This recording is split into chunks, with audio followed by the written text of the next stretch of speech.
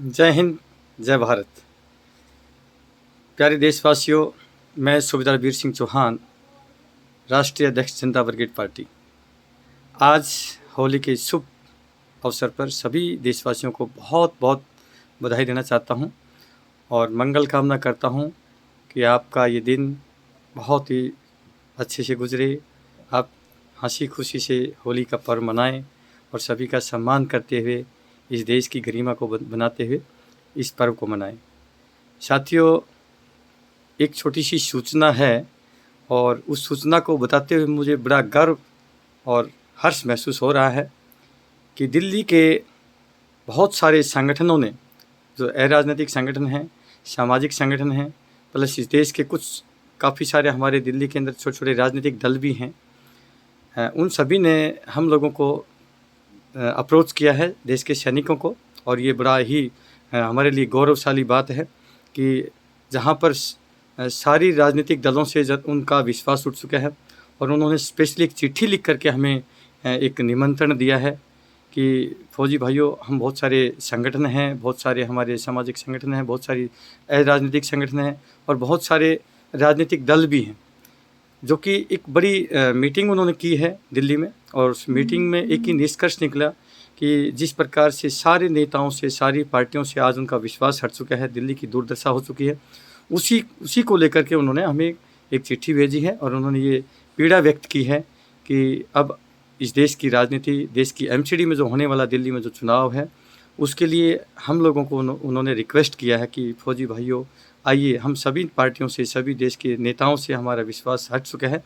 अब हम चाहते हैं कि इस देश की एमसीडी में, जो दिल्ली के अंदर अभी होने वाले चुनाव हैं, उसमें हम चाहते हैं कि आपके देश में एमसीडी में फौजी भाइयों की सरकार हो। तो उसका विषय भी है, विषय जिसका है एमसीडी में सैनिक सरकार। ये उन्होंने हमें सब्जेक्ट लिख के भेजा है।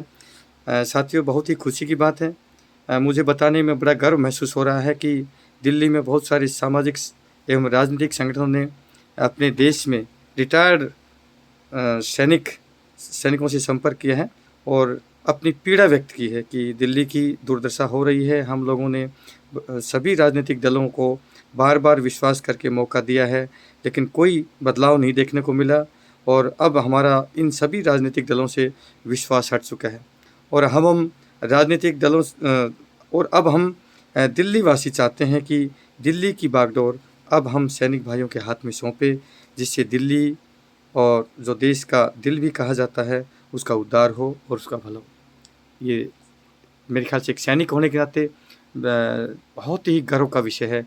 वैसे तो पूरा देश सैनिकों पर विश्वास करता है। इस देश में जब भी कोई आपदा आती है, उदाहरण के तौर पे भूकंप हो, बाढ़ हो, दंगा हो, आग लग जाए या कोई अन्य आतंकवादी घटना घट जाए, कोई भी प्राकृतिक आपदा देश में आती है और जहाँ पर सरकार की सारी मशीनरी फ्लॉप हो जाती है, जहाँ पर सरकार फेलियर हो जाती है, वहाँ पर अंतिम विकल्प सेना ही बचती है। तो साथियों, ये बात आज देश की जनता और देश के बहुत सारे सामाजिक संगठन और बहुत सारे राजनीतिक दल भी, छोटे राजनीतिक दल भी इस बात को लेकर के एक बहुत बड़ा चिंतन और मंथन करने के लिए 20/3/2022 को रविवार, और ये जगह है कराला गांव के पास में। और ये स्पेशली मैं बताना चाहूँगा, इसकी जो पहल करी है, जो हमारे एक आदर्श तपस्वी परिवार के हमारे योगी माथुर भाई हैं, जिन्होंने स्पेशली, जो कि बहुत बड़े देशभक्त हैं, जिनके मन में 24 घंटे दिल में आग लगी रहती है कि देश के लिए, दिल्ली के लिए मैं अपने लिए क्या करूं। उनकी पहल से ये जो है कार्यक्रम हुआ है और उन्होंने ही पूरे जितने भी दिल्ली के सामाजिक संगठनों को टाई अप किया और जो है ये जो है माहौल क्रिएट करके हम लोगों को जो है उन्होंने अवगत कराया। मैं धन्यवाद करता हूँ, सैल्यूट करता हूँ योगी माथुर भाई को कि जिस माँ ने ऐसे क्रांतिकारी भाई को पैदा किया, जिन्होंने ये पहल करी है। मेरा बार बार लाख लाख सैल्यूट है। साथियों, मैं इतना ज़रूर कहूँगा कि जिस प्रकार से दिल्ली और देश के लोगों ने हम पर विश्वास जता करके और हमें आगे रखने का ये मौका दिया है और हमें विश्वास के पात्र समझा है, तो साथियों, मैं भी आपको शपथ लेकर आपको विश्वास दिलाता हूँ कि कभी भी देश की सेना ने देश का विश्वास नहीं खोया है। और अब क्योंकि देश की राजनीति इतनी दूषित हो चुकी है कि अब कोई चारा नहीं बचा है, हमें नेता बनने का कोई शौक़ नहीं था, लेकिन जिस प्रकार से अब देश के लोग हमें बोल रहे हैं, तो शायद हमें एक कदम आगे बढ़ाना पड़ेगा। और मैं अपने दिल्ली या देश के जितने भी मेरे फौजी भाई हैं, रिटायर्ड सैनिक भाई हैं, मेरा ये वीडियो जिसको भी मिले और जो इसको सुने, मैं सभी को मैं कहना चाहूँगा, प्यारे सैनिक भाइयों, आज ये देश बुला रहा है, आज देश के लोग बुला रहे हैं, आज हमें आगे जाना पड़ेगा, उनकी अगुवाई करनी पड़ेगी, देश को बचाना पड़ेगा। इसलिए मैं अपना कॉन्टैक्ट नंबर छोड़ता हूँ। मेरा कॉन्टैक्ट नंबर है 8368002355।